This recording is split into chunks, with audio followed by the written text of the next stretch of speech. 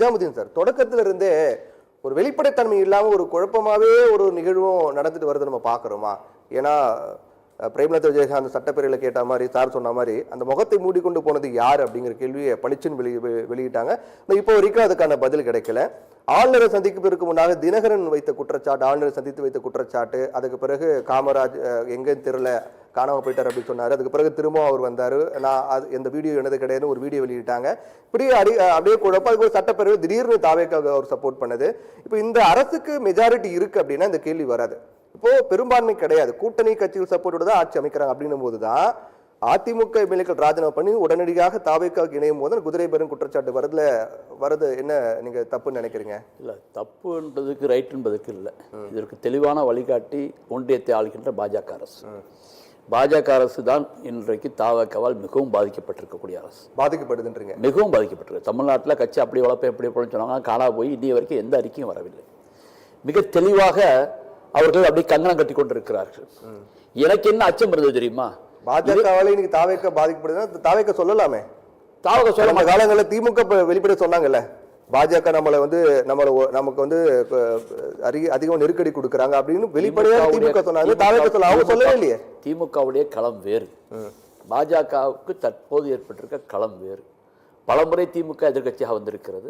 23 சீட்டு, 2 சீட்டு கூட 8 சீட்டுலாம் வந்திருக்குது. ஆனால் இப்படி வந்து இப்போ ஒரு நார்மலாக ஒரு நியாயமான ஒரு சீட்டு தான் வச்சிருக்கிறாங்க. ஆனால் பாஜக எப்படியாவது வடபுலத்தில் எங்கே எல்லாத்துலையும் பிடிச்சிட்டு வந்தவங்க தமிழ்நாட்டை பிடிக்க வேண்டும் என்று கங்கணம் கட்டி இருந்தார்கள். வெஸ்ட் பெங்காலை பிடிக்கும் கங்கணம் கட்டியிருந்தாங்க. வெஸ்ட் பெங்காலை பிடிச்சிட்டாங்க. இப்போ பாக்கி இருக்கிறது அவங்க கால் நுழைய முடியாத ஒரே மாநிலம் தமிழ்நாடு என்ற நிலையில் இங்கேயும் அவர் சொந்த செல்வாக்கில் தான் ஒருத்தர் ஜெயிச்சிருக்கார். அவருக்கு தூசி திட்டி எடுத்திருக்கிறார். இவர்கள் எங்கே ஆட்சியை கவுத்திடுவார்கள் என்ற அச்சம் இருந்தது. ஏன்னா இந்த மாதிரி ஒரு, அதாவது தமிழ்நாட்டில் அதிமுக வீழ்ச்சி, நான் ஏற்கனவே இதே டிவியில் 2-3 மாதத்துல தொடங்கி சொல்லிட்டே வரேன். அதிமுக வீழ்ச்சி அடையும், தலைமையை இழந்து விட்டது. அப்போ இழந்து விட்ட சூழ்நிலையில் அந்த இடத்துக்கு அதிமுகர்கள் பெரும்பாலும் திமுகவுக்கு செல்ல மாட்டார்கள். காரணம், எதிர் முதன்மா வந்தவங்க கீழ்நிலையில் ஒன்றும் போக முடியாது. அப்போ அந்த இடத்துல வந்து அப்படியே காத்துக்கிட்டு இருந்தது பாஜக, அவர்களை கவர வேண்டும் என்று. அந்த நிலையில் மண்ணலி போட்டு எல்லாத்தையும் வேலையை முடிச்சார். என்னத்தை தான் திமுகவை எதிரி என்று சொன்னாலும் அவர் அடித்து விரட்டியது பாஜகவை தான் விஜய். இப்போ இந்த நிலையில் தீர்ப்பு என்னமோ மக்களுடைய தீர்ப்பு அப்படியும் இல்லாமல் இப்படியும் இல்லாமல் இருக்கக்கூடிய சூழ்நிலை ஏற்பட்டக்கூடிய சூழ்நிலையில் சில கட்சி மாற்றங்கள் ஏற்பட்டது. அது தவிர்க்க முடியாது. டிடிவி தினகரனுடைய ஒரு எம்எல்ஏ யாரை ஆதரிப்பார் என்பது ஜனநாயக அடிப்படையில் அந்த எம்எல்ஏ எடுக்கின்ற முடிவை பொறுத்து தான் அவர் ஆதரிக்கிறாரு. அதை தடுக்க முயற்சிப்பட்டார். நீங்க உங்களுக்கே நல்லா தெரியும், அது யாருக்கு சப்போர்ட் வரும்போது தாவேக்காவுக்கு சப்போர்ட் அப்படின்னா முடிஞ்சிருக்கும். ஆனா ஒரு கவர்னரை போய் சந்திக்கும் போது டிடி தினகரன் புகார் கொடுத்தது, எங்க எம்எல்ஏ காணோம் அப்படின்னு சொன்னாரு. அதுக்கு பிறகு சேர்ந்து பிரஸ் மீட் வைக்கிறாங்க. வீடியோல நான் கிடையாது, நான் ஆதரவு கொடுக்கல அப்படின்னு அங்க சொன்னது, திடீர்னு சட்டப்பேரவைக்கு வந்து ஆதரவு சொல்றது, இந்த மாதிரி முரண் வரும்போது தானே சந்தேகம் வருது. முதல்ல வந்து அவரை வந்து கருத்தியலா திணிக்க முயற்சி பண்றாங்க. அதெல்லாம் எஸ்கேப் ஆகிறதுக்கு அவரால் முடிஞ்சது அவ்வளவுதான். முடியல, அவரால் முடியும் போது சட்டமன்ற பாதுகாப்பு உள்ள வரும்போது தன்னை நிலையை அறிவிக்கிறார். அது வரைக்கும் இவங்க தொல்லை கொடுக்கலாம், தன்னை மிரட்டலாம், எது வேணாலும் செய்யலாங்கிறதுனால அவர் கொடுத்துட்டாரு. அதனால அது ஒன்றும் பண்ண முடியாது. இப்ப இன்னைக்கு நடந்திருக்கக்கூடிய சம்பவம், 4 எம்எல்ஏக்கள் ராஜினாமா செய்திருக்காங்க. நேற்று 3 பேர், இன்னைக்கு ஒரு ஆள் 4 எம்எல்ஏக்கள் ராஜினாமா செய்திருக்கிறார்கள். ராஜினாமா செய்த பிறகு அவர் எந்த கட்சியில சேரலங்கிற ஒரு பிரச்சனை வரும். இப்போ ஒரு கேள்வி எழுந்திருக்கிறது, ராஜினாமா செய்தால் ஏற்கனவே இவர்கள் கட்சி தகவல் தடை சட்டத்தின் கீழ் நடவடிக்கையில் மென்னிங் இருக்கும் பொழுது இவர்கள் ராஜினாமா ஏற்றுக்கொள்ளலாமா ஏற்றுக்கொள்ளக்கூடாது என்ற நிலைப்பாடு இருக்கிறது. அப்ப அதில் தெளிவாக 2019 கர்நாடகாவில் நடந்த வழக்கில் கிட்டத்தட்ட 8 வழக்குகள் நடந்தது. ஒரே நேரத்தில் 8 வழக்குகள் நடந்து ஒன்னா தீர்ப்பு கொடுக்கப்பட்டது. அந்த வழக்குல ராஜினாமாவிற்கும் இந்த நடவடிக்கைக்கு எந்த சம்பந்தம் இல்லை என்று உயர்நீதிமன்றம் தெளிவாக குறிப்பிட்டு விட்டது. ஆனா இது ஒரு பக்கம் இருக்கட்டும், இதையெல்லாம் செஞ்சு பார்க்கக்கூடிய நிலையில தொடர்ந்து ஒன்றிய அரசாங்கத்தில் ஆளுகின்ற பாஜக அரசு பல மாநிலங்களில் இது போன்ற நிகழ்வை செய்துவிட்ட காரணத்தினால யாரும் எதையும் பேச முடியாத நிலை ஏற்பட்டுக் கொண்டிருக்கிறது. தாவேக்காவை பொறுத்தவரை சபாநாயகர் சீட்டு போயிடுச்சு. திருச்சியில விஜய் அவர்கள் ஜெயிச்ச சீட்டு போன பிறகு அவர் 117 தன்னை காத்துக்க வேண்டிய கட்டாயத்தில் இருந்து கொண்டிருக்கிறார். இன்னைக்கு இவர்களை கவுத்த வேண்டும் அல்லது ஆள வேண்டும் என்று பலருடைய குற்றச்சாட்டு இருக்கும்போது தன்னை காப்பதற்கான நிலைகளை எடுத்துக்கொண்டிருக்கிறார்கள். ஆனால் அந்த நிலை என்னை பொறுத்தவரை மக்கள் முகம் சொலிக்கும் நிலையாக இருக்கக்கூடாது என்பது என்னுடைய விருப்பம். இதை நான் ஒன்றும் விரும்பலைங்க. ஆனா மக்கள் முகம் சுளிக்கக்கூடிய நிகழ்வுகளை தாவக எடுக்கக்கூடாது. தமிழ்நாட்டில் இது இப்போ போன்ற வரைக்கும் எடுத்த அந்த 4 பேரும் இன்னைக்கு தாவகையில் இணைந்திருக்கக்கூடிய நிகழ்வு மக்கள் முகம் சுழிக்கும் நிகழ்வா இல்லையா? முகம் சுளிக்கிறது கூடாது, தவிர்க்க வேண்டும். இன்கேஸ் அப்படியே ஒருத்தவங்க ராஜினாமா பண்ணா கூட உடனடியாக அந்த சட்ட பின்னணியில் குதிரை பேரம் இருக்குங்கிறது நீங்க ஒத்துக்கிறீங்களா? குதிரைபரம் இருக்கா இல்ல என்பதை சொல்ல முடியாது. இருக்கலாம், பதவியில் இருப்பவர்களுக்கு பதவி ஆசையோ மற்ற ஆசையோ இருக்கக்கூடும், இல்லை என்று நான் சொல்லவில்லை. அப்படிதான் இன்னைக்கு பலகீனமான அரசியல் இருந்து கொண்டிருக்கு. தாவேக்கா ஒரு மாற்று, நாங்க முதன்மை சக்தி, ஒரு புது அரசியல் கொடுக்க போகிறோம், நாங்க தான் ஆச்சரியக்குரிய அப்படின்னு சொன்னதெல்லாம் பொய் தானே? அவங்க சொன்னது அப்படி மக்கள் நம்பிட்டாங்க. அப்ப அது பொய். ஆனா இந்த நடைமுறையில அப்படி இல்ல. அவங்க சொன்னது ஒன்று, நடைமுறை வேறு ஒன்று. அப்படி நம்ம சொல்ல முடியாது. ஒருத்தர் தானா ராஜா அவங்க குதிரை பேரம் பேசி பார்க்கலாம் இல்லையா? நான் என்ன சொல்றேன், அந்த முகத்தை மூடிட்டு போனதுல இருந்து இன்னைக்கு 4 எம்எல்ஏக்கள் ராஜினாமா செய்து தாவேக்கள் இணையக்கூடிய நிகழ்வு வரைக்கும் அவங்களுடைய செயல்பாடுகள் பார்க்கும்போது அவங்க தேர்தல் பிரச்சாரத்தில் முன்வைத்த அந்த கூற்றுக்கு மாறாக இருக்குங்கிறது மறுக்க முடியாது இல்ல சார்? அரசியல்ல நீங்க அப்படிலாம் பேச முடியாது. இல்ல இது ஏன்னா தாவேக்கா என்பது என்ன? இது வரைக்கும் இந்த தாவேக்கா என்பது என்ன? கொஞ்சம் திமுக, நிறைய அண்ணா திமுக, கொஞ்சம் பாஜக, கொஞ்சம் விஜய் ரசிகர்கள் போன்ற ஒரு கலவை, அவ்வளவுதான். இது ஒண்ணு புதுசு அல்ல. தனியால ஒரு அரசியல் கட்சி ஆரம்பிச்சதே முடியாது தமிழ்நாட்டில், இந்தியாவில் ஆரம்பிக்க முடியாது. ஒரு கலவையாக ஒரு கூட்டுக்கலவை. மஞ்சா கொஞ்சம் பேர், நிறைய பேர் வந்து மாற்றுன்னு சொன்னதெல்லாம் இல்ல, மாற்றுன்னு சொன்னதெல்லாம் கிடையாது. ஆட்சி மாற்றுதானே? ஆட்சி மாறுது, காட்சி மாறலையே. அதை பொறுத்து அதே குதிரை பேரும், அதே ராஜினாமா, சொல்ல விரும்பல, அதே கடிதம் சார். ஒரே நிமிஷம். இதுல வந்து தன் அரசியலில் நாளைக்கு வரக்கூடிய பலாக்காயை விட இன்றைக்கு வரக்கூடிய கலாக்காய் பெறுது என்று நினைப்பார்கள். சின்ன ஒரு சம்பவத்தை நான் சொல்றேன், யாரும் வருத்தப்பட வேண்டாம்.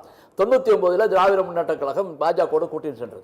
2021 அப்படி கூட்டணி சேர்ந்தால் சிறுபான்மை இலக்க ஓட்டை இழந்து தோற்க நிலம் என்று தெரியும். ஆனால் கோயம்புத்தூர் சம்பவத்தை வைத்து ஆட்சியை கலைத்திருவார்கள் என்ற பயத்தில் திமுக அந்த கூட்டணி பாஜக சேரும்போது தன்னை அந்த ஆட்சியிலே காப்பாற்றிக் கொள்ள வேண்டும் என்ற நிலைப்பாட்டை எடுத்தது. அப்ப கூட்டம் வந்த கட்சியெல்லாம் விலக்கி விட்டு போறாங்கன்னு குறை சொல்ல முடியுமா? அன்னைக்கு அண்ணன் திமுகவிற்கு அது தேவை, அடுத்த தேவையில்லை. அப்ப பாஜக வெளியே வந்துடுறாங்க. நீங்க திமுகவுடைய செயல்பாடு தாவேக்கோடு ஒப்பிடுறதே எனக்கு சரியானு தோணலை. ஏன்னா திமுகவோடு ஒப்பிட்டு ஒண்ணு பேசும்போது அப்ப திமுக இருந்துடலாமே. இவங்க என்னன்னா திமுக மாதிரி நாங்க கிடையாது, அதிமுக மாதிரி நாங்க கிடையாது, நாங்க ஒரு மாற்று, நாங்க ஒரு ஆச்சரியக்குறி அப்படின்னு சொன்னாங்க.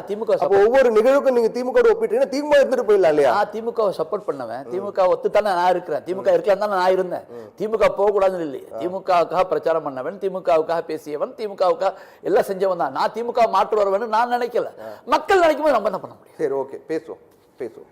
நிஜாமுதீன் சார், இந்த நிகழ்வு அப்படின்னு பார்க்கும்போது ஒருவேளை தாவேக்காவில் அவங்க இணைக்கப்பட்டு இடைத்தேர்தல் நடந்து அதில் போட்டியிட்டு வெற்றி பெற்றாங்க அப்படின் போது அப்போது அவங்களுக்குன்னு தனிப்பட்ட முறையில் அந்த மெஜாரிட்டி அவங்க கன்ஃபார்ம் பண்ணிக்கணும், அதுக்கு பிறகு மற்றது பார்த்தல அப்படின் போது இப்போ சப்போர்ட் பண்ணுற கூட்டணி கட்சிகளுடைய எதிர்காலம் என்னவா இருக்குன்னு பார்க்குறீங்க? இப்போ அதுக்கு சம்மந்தம் என்ன இருக்குது? அவங்க தோத்த தொகுதியில் அவங்க ஜெயிக்க போகிறாங்க. சரி, இப்போ சப்போர்ட் பண்ண மெஜாரிட்டி அதிகமாயிடும் இல்லையா? மெஜாரிட்டி வந்துடும். அவங்க தொடர்ந்து தான் ஆட்சியில் அதிகாரத்தில் பங்குன்னு சொல்லி இருக்கேன்னு இப்பவும் சொல்றாங்க. அது அந்த நிலையை காப்பாற்றுகிறாரா இல்லையா என்பது அப்போதுதான் நம்ம பார்க்க முடியும், இப்போ சொல்ல முடியாது. என்னை பொறுத்த வரைக்கும் இது ஒன்றும் தமிழ்நாட்டுக்கு ஒன்றும் புதிய நிகழ்வுகள் இல்லை. இது ஒரு தமிழ்நாட்டுக்கு வந்து இந்த தேர்தல் ஒரு புதிய நிகழ்வு எல்லாருமே பேசிட்டு இருக்காங்க, தவறு. தமிழ்நாட்டுடைய முதல் தேர்தல் குதிரை பேரத்தில் தான் அமைந்தது என்பதை புரிந்து கொள்ள வேண்டும். அந்த குதிரை பேரத்தை நடத்தியவர் பெருந்தலைவர் காமராஜ் என்பதையும் புரிந்து கொள்ள வேண்டும். முதல் தேர்தலில் இப்ப நமக்கு வந்து சென்னை மாகாணத்தில் 375 சீட்டை வந்து கொடுத்துருந்தாங்க. 303 தொகுதியில் ஆட்சி அமைப்பதற்கு 188 சீட்டு வேணும். ஆனால் காங்கிரஸ் கட்சி வெறும் 152 சீட்டில் தான் வெற்றி பெற்றது. 152 தான் வெற்றி பெற்றது. காங்கிரஸ் தான் எங்க பார்த்தாலும் ஆண்டுட்டு இருக்கிற நேரத்தில் தமிழ்நாட்டில் அவங்க தோல்வியை தழுவுறாங்க. இந்தியா ஃபுல்லா காங்கிரஸ் ஒரு கட்சி தான் மெஜாரிட்டி. அந்த நேரத்தில் தோல்வி தழுவும் போது அதை எதிர்த்து நின்ற கட்சிகள் பெருங்கூட்டம். கம்யூனிஸ்ட் வந்து 62 சீட்டை பெறுது. கிசான் மஸ்தூர் பிரஜா கட்சி வந்து 35 சீட்டு, ராமசாமி படையாட்சி கட்சி வந்து 19 சீட்டு, இன்னொரு கிருஷ்ணா பாஜ்ய கட்சி வந்து 15 சீட்டு, சோசியலிஸ்ட் கட்சி வந்து ஒரு 13 சீட்டு, 94 கட்சி சுயேட்சை சிறுசு கட்சியாக 94 சீட்டு வாங்கியிருக்கிறாங்க. இதுல எல்லா எதிர்கட்சியும் சேர்த்து அணைத்து கொண்டு கம்யூனிஸ்ட் ஆட்சியை வரக்கூடிய சூழ்நிலை, கம்யூனிஸ்ட் ஆட்சி அமைக்கக்கூடிய சூழ்நிலையில் படையாட்சி ராமசாமியினுடைய தொழிலாளர் ஓப்பாள கட்சியினுடைய அந்த 13 வாக்கையும் பெற்று 13 பேரம் பேசி கொண்டு வந்து இன்னும் சில சுயேட்சைகளை கொண்டு வந்து காமராஜ் அவர்கள் ஆட்சி அமைக்க முற்படுகிறார். காங்கிரஸ் கட்சியில் உட்கட்சி பூசல்னால பிரகாஷ் அவர்களுடைய ஒத்துழைப்பு இல்லாத காரணத்தால காமராஜால் வர முடியவில்லை. மீண்டும் ராஜகோபால் ஆச்சாரியால் முதல்வராக அமரப்படுகிறார். அப்போ தமிழ்நாட்டுல முதல் தேர்தல் 51 நடக்க வேண்டிய தேர்தல் தள்ளி போய் நடந்துச்சு 52ல. முதல் தேர்தலை குதிரைபேரத்தில் நடந்த தேர்தல் தான், அதுவும் பெருந்தலைவர் காமராஜர் தலைமையில நான் தேர்தல் தமிழ்நாடு மறக்காது. 5 ஆண்டு கம்ப்ளீட் ஆகலன்னு நினைக்கிறேன். இல்ல, அதுக்கப்புறம் ராஜாஜி கவிழ்க்கப்பட்டார், அப்புறம் காமராஜர் குடியாத்த இடைத்தேர்தல் ஜெயிக்கப்பட்டார். மொத்தத்துல எல்லாமே கவிழ்த்ததும் காங்கிரஸ்காரர்கள் தானே தவிர இது மாற்றம் இல்லை. அதனால வரலாறு என்பது தெளிவாக இருக்கிறது. தமிழ்நாட்டில் இது போல சம்பவங்கள் காமராஜ் பேர்ல இருக்கிறது என்பதை மறக்க முடியாது. நீங்க அப்பவே நடந்திருக்கு அப்படிங்கிறதுக்காக இப்ப நடக்கிறது நியாயப்படுத்த முடியும்? நான் நியாயப்படுத்த விரும்பல. அரசியலில் எதுவும் நியாயமோ எதுவும் துரோகமோ எதுவும் சரியாக நினைக்கக்கூடியதோ கிடையாது. ஒரு விஷயத்தை நான் பாராட்ட கடமைப்பட்டிருக்கிறேன்.